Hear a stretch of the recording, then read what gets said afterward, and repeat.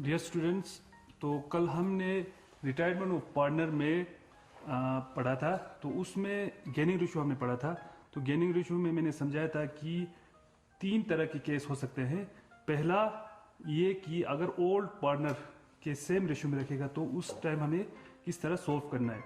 दूसरा, अगर specific ratio में, अगर हमें क्वेश्चन में कहा हो स्पेसिफिक रेशियो में डिस्ट्रीब्यूट करना है तो किस तरह करना है, वो भी मैंने 1-2 एग्जांपल की देकर आपको समझाया।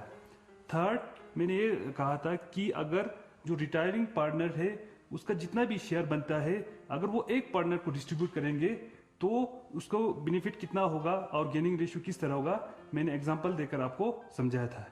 तो उसके बाद हम ट्रीटमेंट ऑफ गुडविल पढ़ेंगे। ट्रीटमेंट ऑफ गुडविल एक बहुत ज़रूरी है। हमने अभी गेनिंग रेशियो पढ़ा, तो गेनिंग रेशियो का मेन पढ़ने का मकसद क्या है कि गुडविल, अब जो रिटायरिंग पार्टनर है उसने अभी तक बिजनेस में 2-3 साल जितना भी टाइम लगाया है, उसने इतना मेहनत किया है, तो उसका बेनिफिट मिलना चाहिए। तो इसीलिए हम गेनिंग रेशियो निकालते हैं। तो उसमें एक होता है कंटिन्यू पार्टनर, दूसरा होता है रिटायरिंग पार्टनर। रिटायरिंग पार्टनर वो होता है जो बिजनेस को छोड़कर जा रहा है। कंटिन्यू पार्टनर वो है जो बिजनेस को अभी भी कंटिन्यू चलाता है।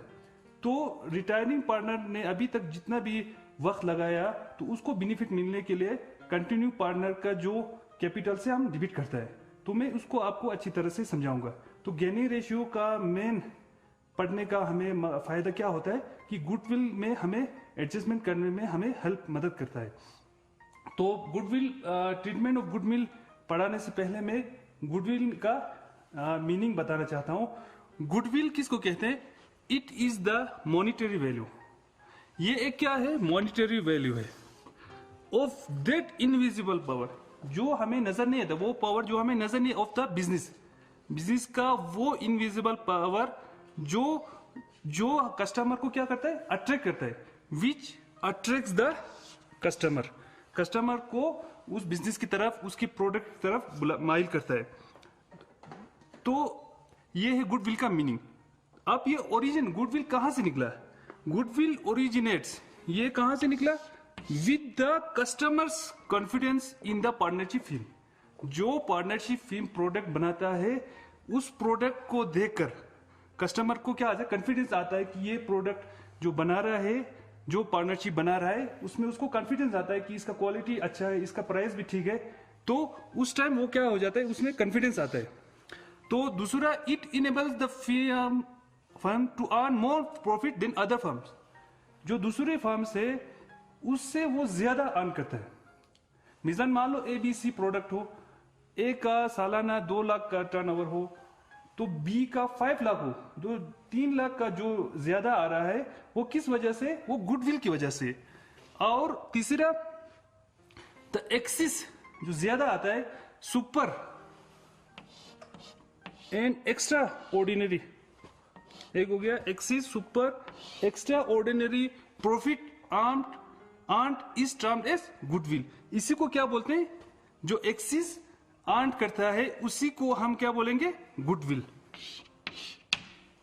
तो पहले हमने अभी मीनिंग ऑफ गुडविल और ओरिजिन ऑफ गुडविल पढ़ा था। अब हम कैरेक्टरिस्टिक ऑफ गुडविल, तो उसमें मैंने कुछ पॉइंट यहां लिखा है, आप देखिए। सबसे पहले, it is an intangible asset. तो हमें पता है एसेट 2 टाइप का होता है, टेंजिबल और इनटेंजिबल।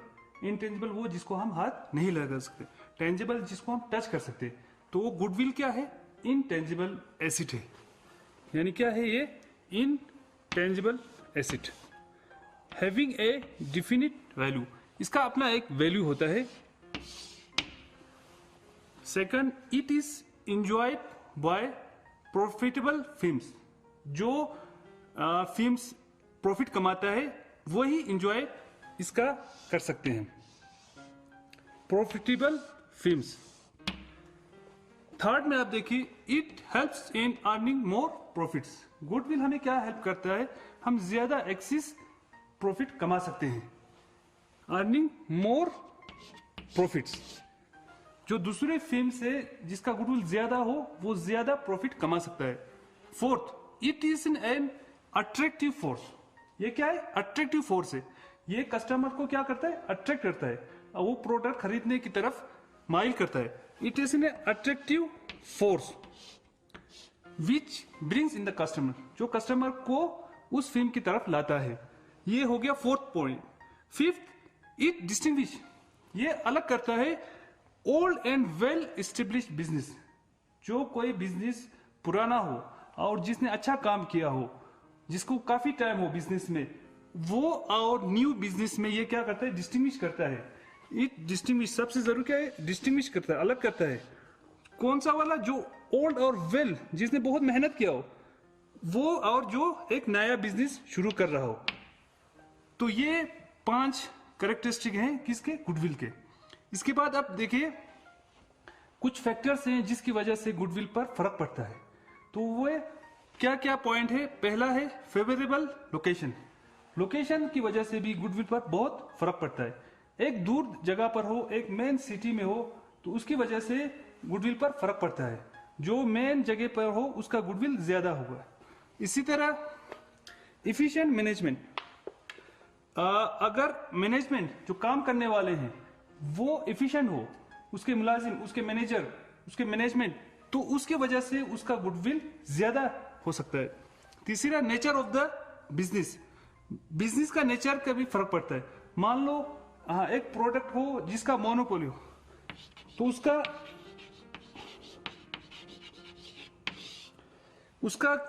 गुडविल क्या होगा, ज्यादा होगा। इसी तरह क्वालिटी ऑफ प्रोडक्ट्स, प्रोडक्ट के क्वालिटी पर भी फर्क पड़ेगा। अगर क्वालिटी अच्छा हो तो उसका गुडविल क्या होगा, ज्यादा होगा। अगर किसी प्रोडक्ट का क्वालिटी इतना अच्छा ना हो तो उससे भी गुडविल पर फर्क पड़ेगा। फिफ्थ है लाइसेंस। अगर लाइसेंस होगा किसी को कुछ प्रोडक्ट बनाने का तो उसका गुडविल क्या होगा, ज्यादा होगा। और प्रोडक्ट प्राइसिंग, प्रोडक्ट प्राइसिंग हम बोलेंगे अगर एक प्रोडक्ट हो वो क्वालिटी भी उसका ठीक ठाक हो और उसका रीजनेबल प्राइस हो। एक तो क्या हो, क्वालिटी उसका ठीक ठाक हो, गुड क्वालिटी। दूसरा उसका रीजनेबल प्राइस हो, रीजनेबल प्राइस, तो उसकी वजह से भी गुडविल पर फर्क पड़ेगा, उसका गुडविल क्या होगा, ज्यादा होगा। तो ये कुछ फैक्टर्स हैं जिसकी वजह से गुडविल पर फर्क पड़ता है। तो फिफ्थ मैंने यहाँ इंपॉर्टेंस ऑफ गुडविल यानी सिग्निफिकेंस ऑफ गुडविल के बारे में मैंने एक लिखा है। तो आप यहाँ देखिए गुडविल कितना इंपॉर्टेंट है, यहाँ से पता चलेगा। इफ कैपिटल इज लॉस्ट, अगर हमारा कैपिटल लॉस्ट होगा तो नथिंग इज लॉस्ट। तो यहाँ क्या लिखा है, इतना हमारा नुकसान नहीं है। इफ कस्टमर्स आर लॉस्ट, अगर कस्टमर हमारा प्रोडक्ट खरीदने से दूर चला गया तो समथिंग इज लॉस्ट, कुछ हमें नुकसान हो गया। इफ गुडविल इज लॉस्ट, अगर हमारा गुडविल लॉस्ट हो गया तो एवरीथिंग इज लॉस्ट। यहां से हमें पता चलता है कि गुडविल कितना इंपॉर्टेंट है। तो आप यहां देखिए, if a capital is lost nothing is lost. If customers are lost something is lost. If goodwill is lost everything is lost. अब इसके बाद हम आपने एडमिशन ऑफ पार्टनर में पढ़ा है कि वैल्यूएशन ऑफ गुडविल। तो वैल्यूएशन ऑफ गुडविल वो भी एक इंपॉर्टेंट टॉपिक है। उसमें हमें गुडविल का वैल्यू निकालना है। उसमें आपको सिंपल कुछ मेथड्स है वो याद रखना है। उसमें एक मेथड है एवरेज प्रॉफिट मेथड, वो मैं आपको सिर्फ यहां नाम बताऊंगा। एक है एवरेज प्रॉफिट मेथड्स। उसमें क्या करते हैं, कुछ सालों का हम एवरेज प्रॉफिट निकालते हैं, तो जो नॉर्मल प्रॉफिट से ज्यादा होता है वहां से हम गुडविल का वैल्यू निकालते हैं। दूसरा सुपर प्रॉफिट मेथड, ये आपको एडमिशन ऑफ पार्टनर में पढ़ा होगा आपने। तीसरा कैपिटलाइजेशन मेथड,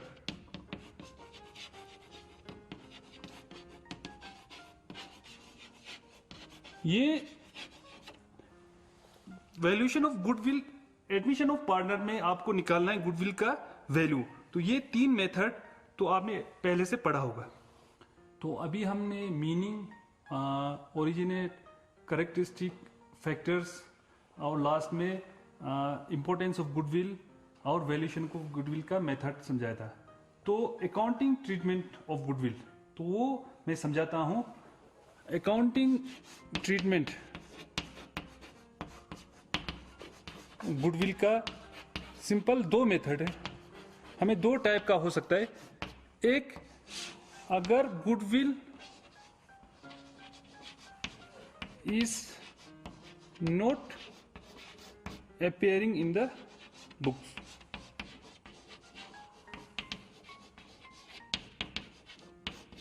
अगर गुडविल बुक्स में अपेयर ना हो, यानी बैलेंस शीट में गुडविल वहां नहीं लिखा हो। दूसरा,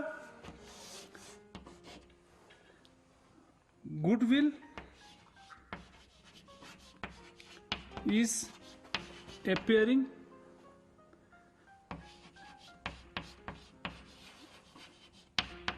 इन द बुक्स, अगर बुक्स में इसका अपियर हो। मान लो गुडविल क्या है, गुडविल एसेट है, अगर बैलेंस शीट में शो हो कि गुडविल का इतना इतना वैल्यू है, तो हमें उस टाइम अकाउंटिंग को किस तरह हम ट्रीटमेंट करना है। तो दो ऑप्शन हमें याद रखना है, अगर बुक में गुडविल का वैल्यू नहीं दिया हो या गुडविल का वैल्यू दिया हो, तो जो सेल्फ जनरेटेड गुडविल होता है वो हमें बैलेंस शीट में शो नहीं करना है। गुडविल उस टाइम हमें शो करना है जब हम गुडविल परचेज करेंगे। तो मैं पहला केस समझाता हूं, when goodwill is not appearing in the book, तो उस टाइम हमें किस तरह अकाउंटिंग का बनाना है। तो आप देखिए व्हेन, पहला case, goodwill is not appearing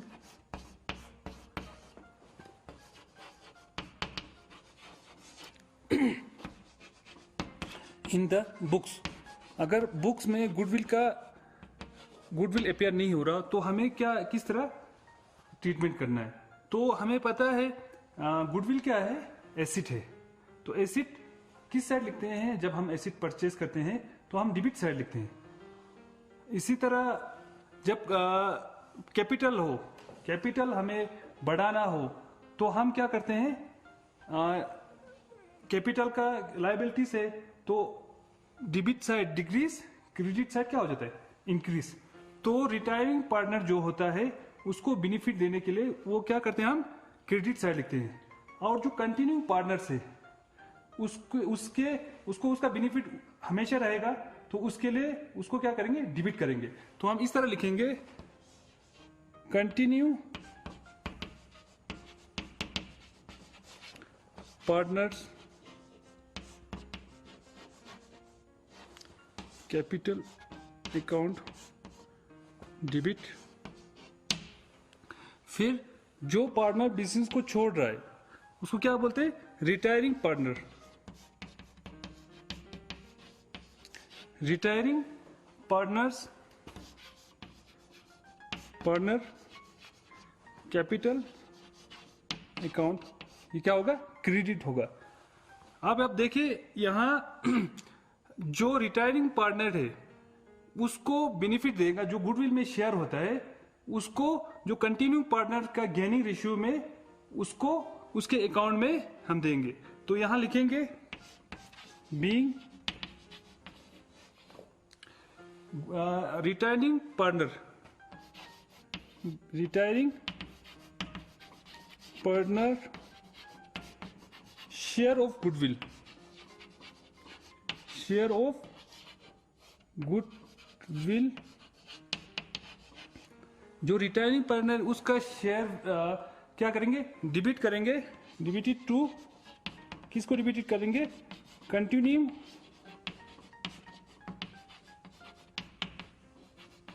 partner. किस में करेंगे, गेनिंग रेशियो में, इन देयर गेनिंग रेशियो।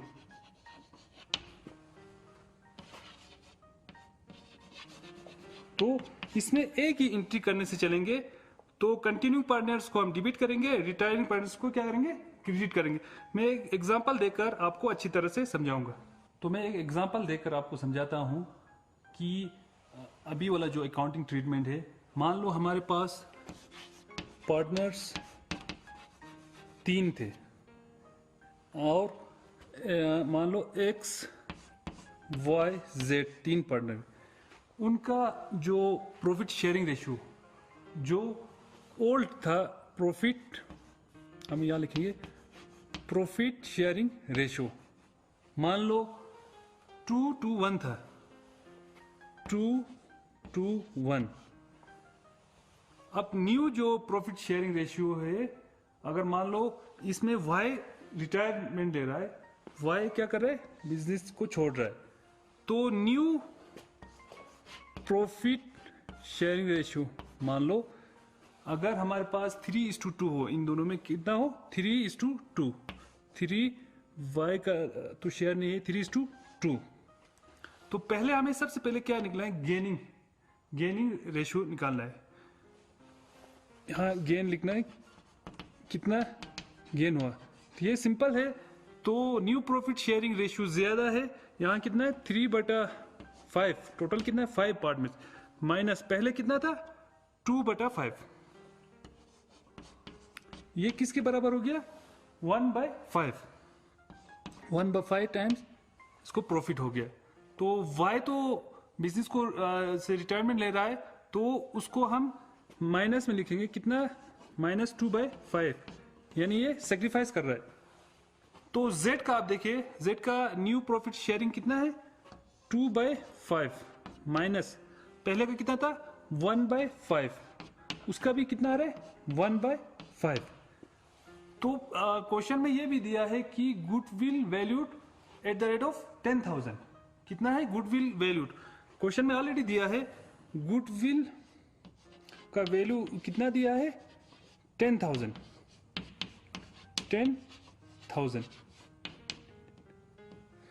तो अब हम इसका किस तरह ट्रीटमेंट करेंगे, तो यहां हमने निकाला कि x को और z को 1/5 1:1, गेनिंग रेशियो सेम है दोनों का 1:1, दोनों में इक्वल हो रहा है गेनिंग रेशियो को। तो हम क्या निकालते समय गेन देखते हैं, दोनों ने कितना गेन किया है, तो वहां से हमें 1:1, तो गेनिंग रेशियो कितना आया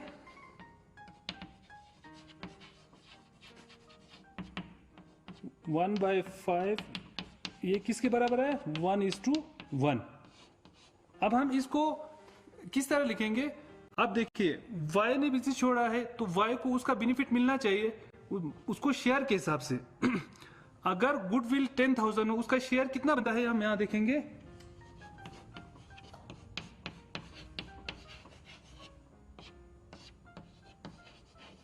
उसका कितना बनता है 4,000, उसका कितना वैल्यू ऑफ शेयर बनता है 4,000, क्योंकि टोटल कितना था हमारे पास 10,000 था, 10,000 में उसका कितना हो गया 4,000। अब ये जो 4,000 है ये किससे लेंगे, x और z से। तो अब मैंने पहले बताया था, तो जो देने वाला है कंटिन्यू पार्टनर से वो क्या होगा डिबिटेड होगा, तो यहां लिखेंगे x कैपिटल अकाउंट डिबिटेड कितना होगा 2,000, क्योंकि x और z को बराबर देना है, z कैपिटल अकाउंट ये भी डिबिट कितना होगा 2,000। तो यहां लिखेंगे y जो रिटायरिंग पार्टनर है, y कैपिटल अकाउंट कितना है उसको बेनिफिट होगा 4,000 का। तो ये सिंपल सा एक केस है, मैंने आपको इस एग्जांपल के थ्रू समझाया। तो दूसरा केस क्या है, when goodwill is appear in the books. अब बैलेंस शीट में अगर गुडविल का वैल्यू शो हो रहा होगा, तो पहले मिशन ये है, गुडविल क्या है एसेट है मान, तो यहाँ मान लो गुडविल का वैल्यू कुछ दिया हो, मान लो 10,000, तो सबसे पहले हमें क्या करना है, इसका रिटर्न ऑफ, इसको पार्टनर्स में हमें डिबिट करना है। तो उसका हमें 2 बार एंट्री करना है, पहले जो बुक में गिवन है उसका रिटर्न ऑफ करना है, उसको खत्म करना है, उसके बाद जो नया गुड वैल्यूएशन जो हम निकालेंगे, तो वो पार्टनर्स जो कंटिन्यू पार्टनर्स और सेक्रीफाइसिंग पार्टनर्स, जो पार्टनर रिटायरिंग पार्टनर छोड़ रहा है उसको बेनिफिट देना है थ्रू कंटिन्यू पार्टनर्स।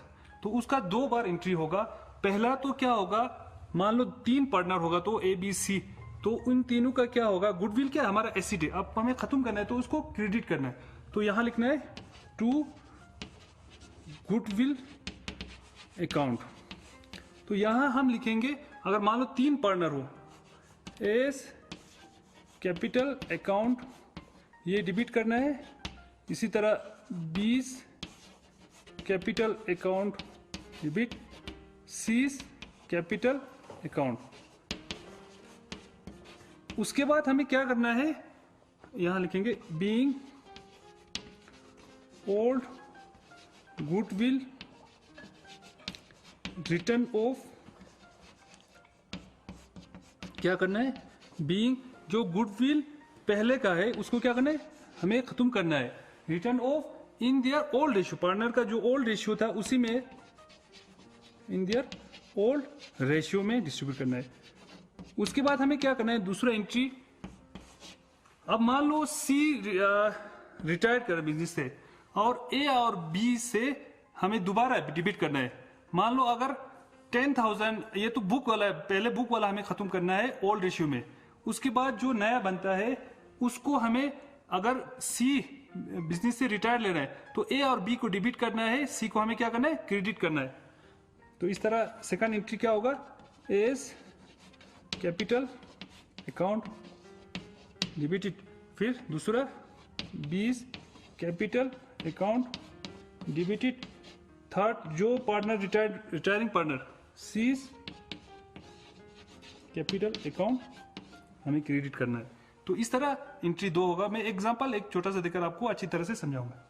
मैं एक एग्जांपल के थ्रू समझाता हूं। अगर गुडविल बुक में अपेयर हो तो इस तरह होता है, एसेट्स है 10,000, उसके बाद अगर हम गुडविल क्वेश्चन में दिया हो 25,000, पहले हम बुक वाला रिटर्न ऑफ करेंगे। तो यहाँ बुक में दिया होगा old partner profit sharing ratio new, तो हमें गेन हम निकाल सकते हैं। ए को यहाँ 2/10, बी रिटायरमेंट ले रहा है, सी को 1/10। तो हम पहला एंट्री रिटर्न ऑफ 10,000 को करेंगे, तो उसमें ए का अपना शेयर ओल्ड रेशियो में 4,433, 4 टाइम्स 4,000 3,000 3,000, यानी 10,000 इस तरह डिस्ट्रीब्यूट होगा। Being old goodwill written off among all partners in their old ratio, जो इनका ओल्ड रेशियो है उसमें हमें डिस्ट्रीब्यूट करना है। सेकंड एंट्री में हमें क्या करना है, गेनिंग ए और सी जो कंटिन्यू पार्टनर है, ए और सी, और बी क्या है, रिटायरमेंट है। बी को कितना लॉस हो रहा है, 3/10। तो हम इसमें से निकालेंगे टोटल वैल्यू कितना है, 25,000। तो बी का शेयर कितना बनता है, 7,500। तो ए और सी को गेनिंग रेशियो, ए को 2 टाइम्स, ए को 1, 2:1। तो 5,000 ए को डिबिट होगा, सी के कैपिटल अकाउंट से 2,500 होगा। तो कल में और 1-2 एग्जांपल जिसमें सारा होगा गुडविल रिवैल्यूएशन अकाउंट, तो मैं 1-2 एग्जांपल एनसीईआरटी बुक्स लाऊंगा ताकि आपको अच्छी तरह से समझ आ जाए। Thank you.